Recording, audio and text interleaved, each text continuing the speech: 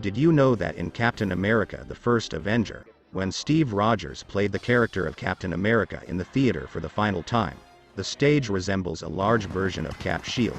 Remember, he was yet to receive his vibranium shield, so the layout of the stage actually foreshadowed the coming of his iconic weapon. What do you think? Did you know that in Captain America: The First Avenger, during the car chasing scene, Chris Evans actually wore fake feet for filming the barefoot scenes? Did you know that in Captain America: The First Avenger, after Steve Rogers taking the super soldier serum, Peggy gets surprised after touching Steve's chest? That scene was actually improvised and was a genuine reaction from Haley Atwell.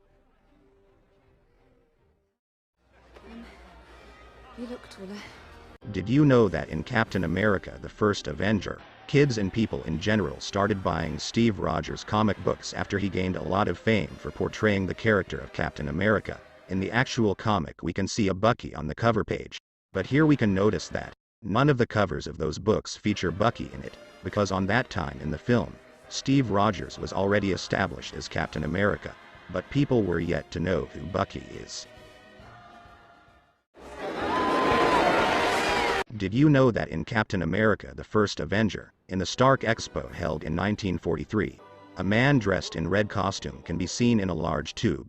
This character is also known as the Human Torch in the comics, and the fact that Chris Evans also played the character of Human Torch.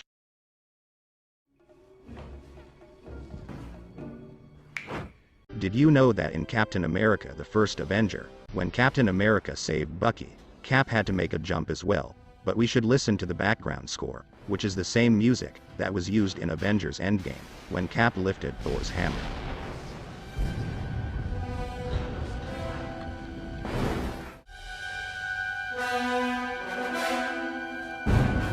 Did you know that in Captain America: The First Avenger, the bartender that we saw in the movie when Steve preparing his team was Leander Deeney, the man who actually played the body double for skinny Steve Rogers?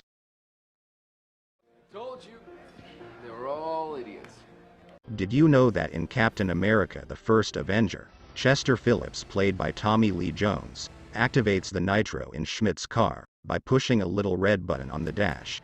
This is a nod to Jones' role as Agent K in the Men in Black franchise, where he tells Agent J to push the red button on the dash of his car to activate an instant boost. Tense. You're a young man, you need to relax, learn to take some joy. Did you know that in Captain America: The First Avenger, when Colonel Phillips throws a fake grenade to test the soldiers' capability, Steve Rogers jumped on the grenade to save them? But please try to notice that Peggy Carter also tried to jump on the grenade, but Steve Rogers did it before her. This draws a connection between these two characters, that they're always ready to sacrifice themselves. Is this a test? Did you know that in Captain America: The First Avenger, when Johann Smith blew up his entire compound, so Arnim Zola aka MODOK had to escape with all his blueprints, but one of a blueprint shows some kind of a suit that looks awfully similar to his actual form from the comics?